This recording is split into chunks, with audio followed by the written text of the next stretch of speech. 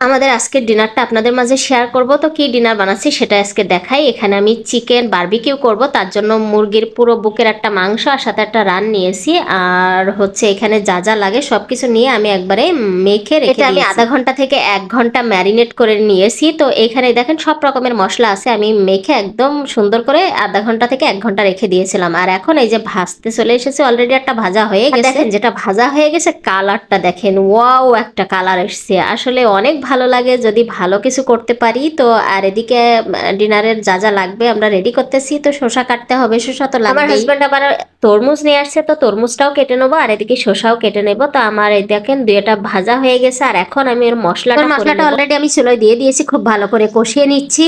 মশলাটা দিয়ে কিন্তু এই বারবিকিউ চিকেনটা খেতে দারুণ লাগে। তো এই তো সবকিছু রেডি করা হয়ে গেছে, এখন খাওয়ার পালা। তো নিয়ে যাই, দেখি সবাই মিলে একসাথে খেয়ে দিই কি কি আমাদের ডিনারে আজকে আছে। তো আমি এখানে তো চিকেন নিয়ে আসলামই, দেখেন চিকেনের কালারগুলো, আর সাথে তরমুজ কেটে নিয়েছি। যে গরম পড়তেছে তরমুজ তো খেতেই হবে। আর হচ্ছে যে মশলাটাও কষিয়ে নিয়েছি, তারপরে এখানে শসা কেটে নিয়েছি। এটাই ছিল আজকে আমাদের। বেশিরভাগ সময় দেখা যায় বাইরে যে এই বারবিকিউ চিকেন গুলো খাওয়া হয়, সব জিনিসই প্রায় বাইরে যেয়ে খাওয়া হয়। কিন্তু অনেক সময় ভাবি যে বাইরে যেয়ে খাইলে তো আর এত বেশি খাওয়া যায় না, ঘরে নিজের হাতে তৈরি করলে একদম পেট ভরে খাওয়া যায়। বাইরে যে খাবার খেলে হয়তো বা কি একটা লেগ পিস একজন নাই খেলাম, কিন্তু এত বেশি তো খাওয়া হয় না। আর বাসায় তৈরি করলে ইচ্ছা মতো বেশি করে করা যায়, ইচ্ছা মতো খাওয়া যায়। এই জন্য মাঝে মধ্যে একটু বাসায়ও ট্রাই করি। তো এভাবে কে কে করে খান অবশ্যই কমেন্ট করতে ভুলবেন না। কেমন হয়েছে আমার বারবিকিউ চিকেনটা অবশ্যই কমেন্ট করতে ভুলবেন না, আমাকে জানাবেন যে আসলে আপনাদের দেখতে কেমন লাগছে। আর খেতে তো মার্শাল্লাহ অনেক ভালো ছিল।